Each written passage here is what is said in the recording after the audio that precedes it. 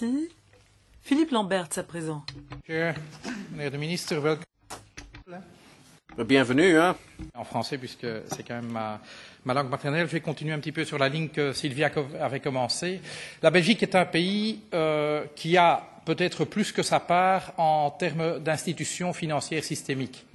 On est un petit pays qui collectionne quand même un certain nombre de grandes institutions financières qui se sont toutes retrouvées dans des salles de rats au début de la crise financière.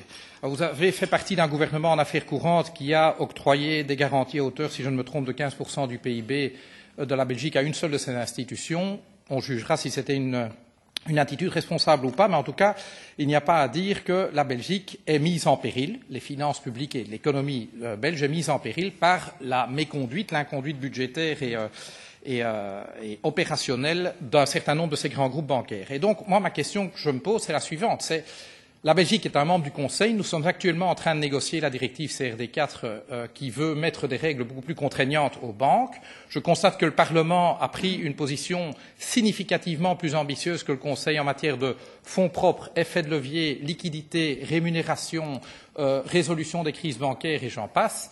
Nous nous heurtons depuis plusieurs semaines que nous négocions à un Conseil qui ne bouge pas d'un pouce sur une attitude que nous estimons beaucoup plus laxiste.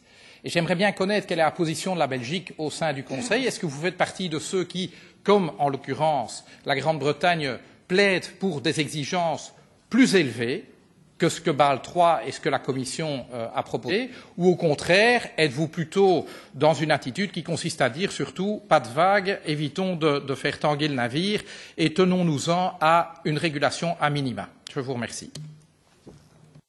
Voilà, peut-être d'abord vous dire que moi j'évite toujours d'utiliser le mot petit et mon pays dans une seule phrase. I consider ourselves as a modest. Parce que je nous considère comme un pays de taille modeste. Je trouve qu'il faut éviter d'utiliser le mot petit pour un pays comme le nôtre. Bon, quand vous me dites au niveau de la discussion sur CRD4 qu'il y a souvent plus d'ambition au Parlement qu'ailleurs, je trouve que c'est aussi le rôle du Parlement européen d'être ambitieux. Maintenant, ceci dit, je ne suis pas nécessairement sûr que la volonté d'aboutir à quelque chose qui permet de réellement, pas au niveau des discours, mais réellement obtenir un degré de consensus qui permet d'avancer, je crois que ça aussi, ça peut être une ambition.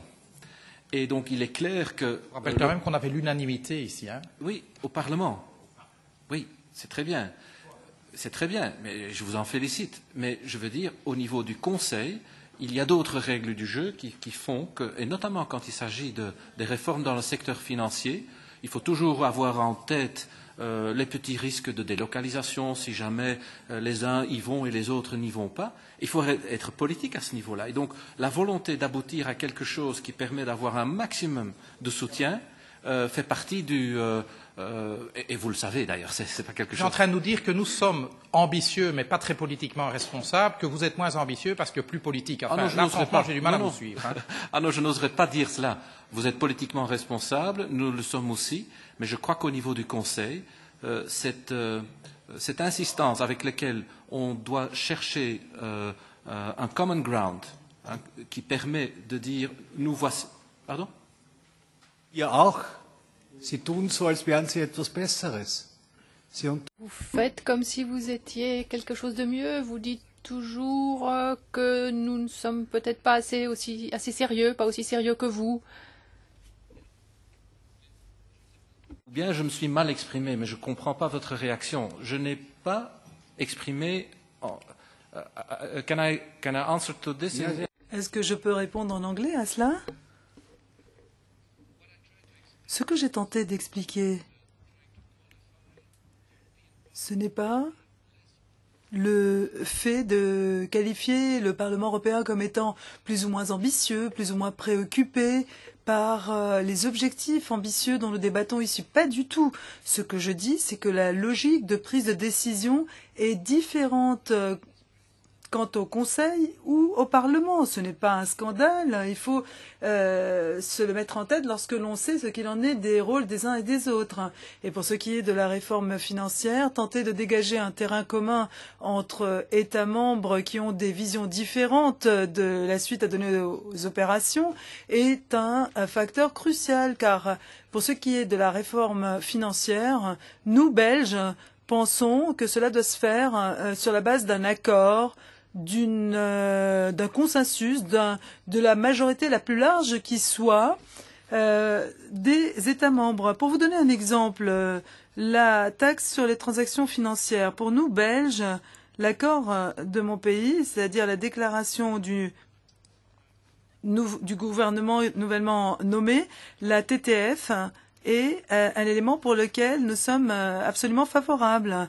Mais quand on passe aux faits, à l'application, il faut recueillir la plus grande, la plus vaste majorité qui soit, afin que cela soit réaliste.